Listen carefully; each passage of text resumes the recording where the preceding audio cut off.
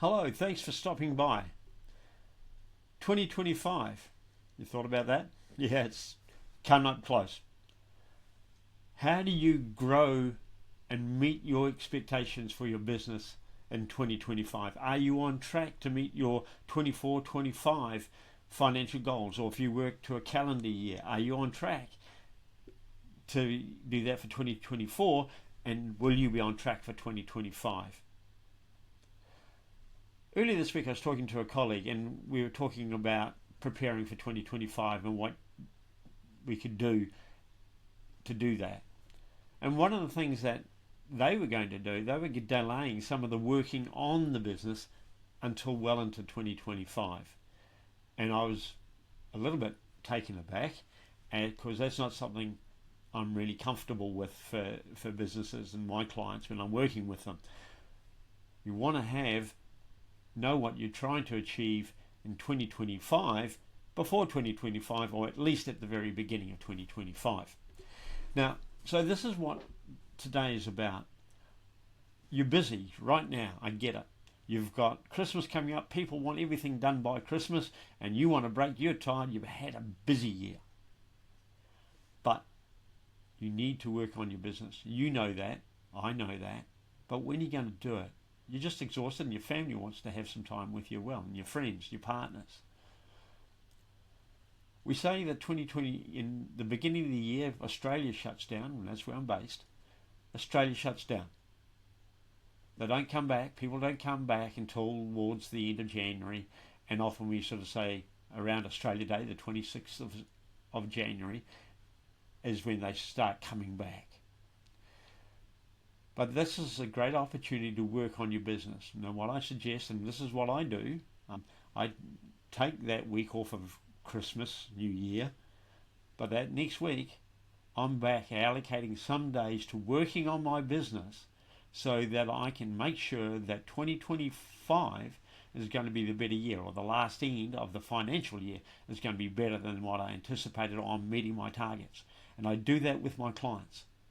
I get them to look at that time. So I suggest to you, have a look at that first week of January after the new year, the 5th to the 10th of January.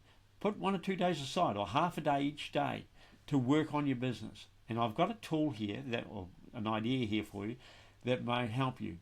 Understanding what your revenue is going to be and how you're going to achieve it is really important. And this is what I have worked with my clients over the last 19 years of working with a variety of different industries. You name it, I've worked at professional services, civil construction businesses, pet grooming, IT, lawyers, accountants. I've worked with them. And the key thing is we all are going for revenue. So what's your goal? What was your goal for 2024? 24-25 financial year? What's your goal for next year? What's your monthly goal? And here's a simple formula to help you do it. These four letters, or symbols, represent your revenue forecast. And we'll use this for a month because a lot of people think, I can do it for a month. It's a very effective way of doing it. The hashtag is the number of leads. The dollar sign is the average deal value. And the percentage symbol is the close rate, your conversion rate from a lead to a prospect. When I talk about leads, that is from all sources. Anything that you think legitimately could turn into a sale now or later in the future, and you're going to maintain contact with them. That's a lead. What's the average deal value? I know you've got multiple products and you'd like to be able to separate out. Get an average to start with. Start off simple first. Just get a basic figure for your revenue and figure that out. And then the conversion rate. What percentage is it? So if you've got 200 leads at $300 each, and 25% of those leads you close them, is that your conversion rate? Is that how good you are as a salesperson? Is it good for you? Is it good in your industry? Some businesses have an average of about 30 to 35%. And good top salespeople are closing higher than those numbers.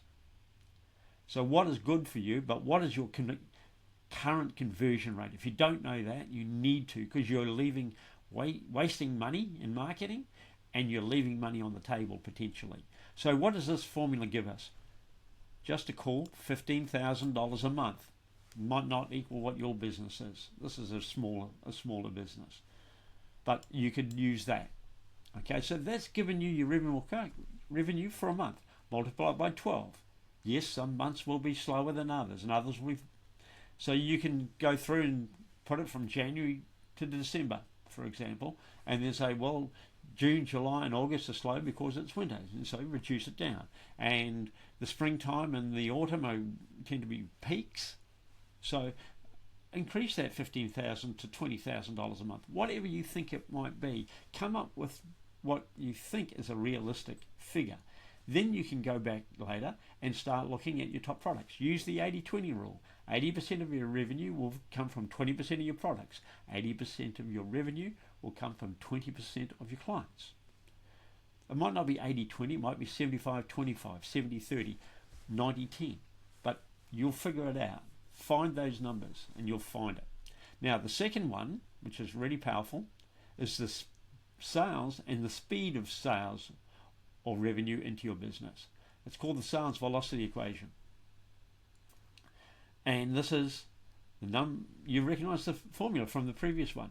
Number of leads, average deal value, the conversion rate. One added component to the velocity is the time in the pipeline. And that can make a big difference. So that's the sales velocity equation. Simple equations. They're on the web. You could have looked for these formulas on the web and they found them, but I'm giving them to you here today. So there's the equation that we had before. Now we divide that by the number of days in the pipeline. Let's say its average days 30 days. Now some businesses will be a lot less, some will be more, but what's the average time a deal goes from proposal before conversion for you? Is it 30 days? In this case it's 30 days. So what's the answer going to be? It's going to be mean that 15,000 over 30 days becomes $500 a day for 30 days, and that gives you $15,000. Now you don't work 30 days, so if you want to use working days you can, but if you can change any one of those figures, you can make a dramatic difference to the cash flow in your business, and also the time you have available to get more leads and convert more leads. So that's what I wanted to show you today for 2025. The revenue forecast formula and the sales velocity formula. If you'd like to know more, comment below. What do you do What are you doing for 25 in preparation for it? Do you predict your forecast on an accurate basis? What tools do you use? Please share them and help others below. But if you've got any questions, I'm Ross Keating at Nextree Business Growth Consulting. We're business growth specialists. Give me a hoy, use the link below, message me. You can find me on the internet really easily. But thank you for your time, and if we don't talk before Christmas, have a fantastic time and have a fantastic day each and every day.